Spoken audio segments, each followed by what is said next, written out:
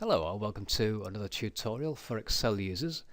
I've received a question about sorting data, and the question is, can you sort by colour rather than cell content? And if you have Excel 2007, Excel 2010 or Excel 2013, the answer is yes, you can. And I'm going to go through a few examples here of how you might go about doing that. Now you'll see here in this income column I've already got a couple of cells highlighted, and that's because I have conditional formatting applied here.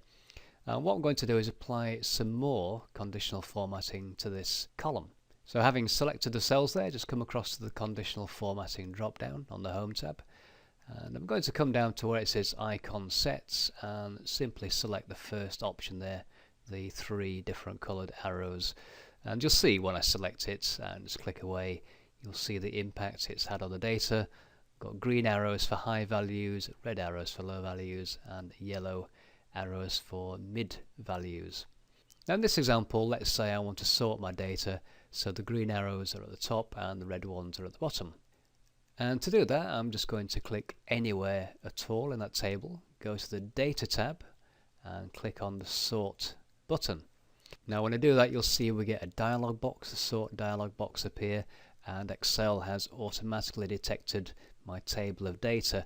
Very important to note this little tick box here, my data has headers.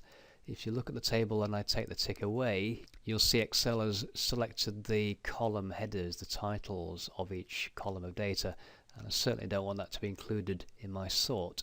So make sure there is a check in that box if you have titles at the top of your data columns, which typically you would have.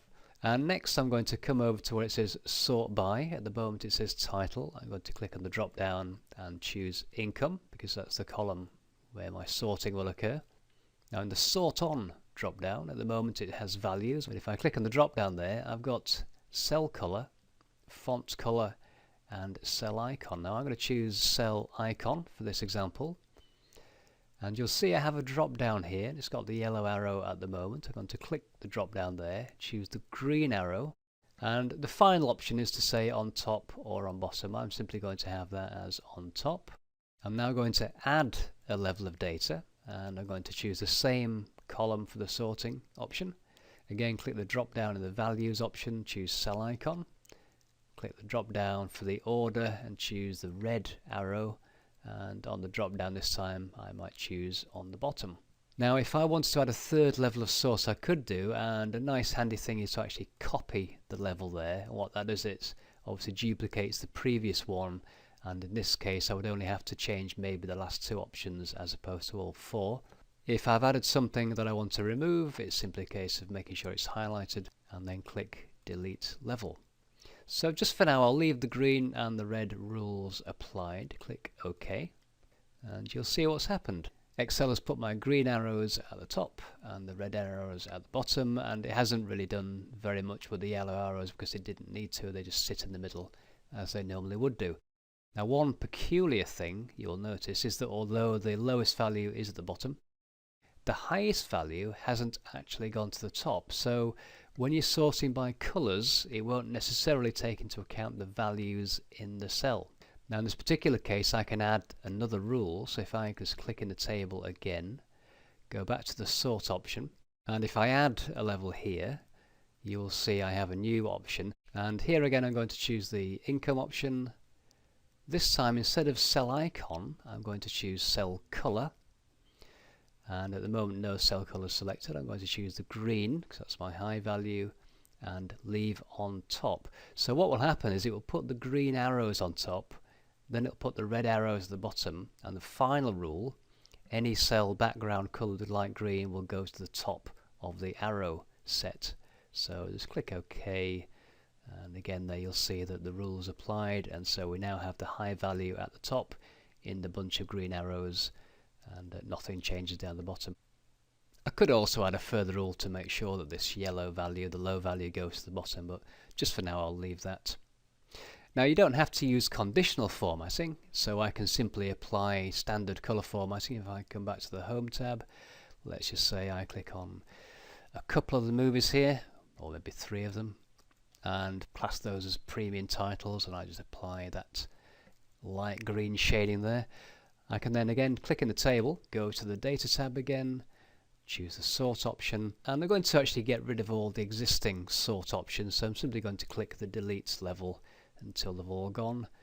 Add a new level. On the Sort By option, I'm going to choose Title.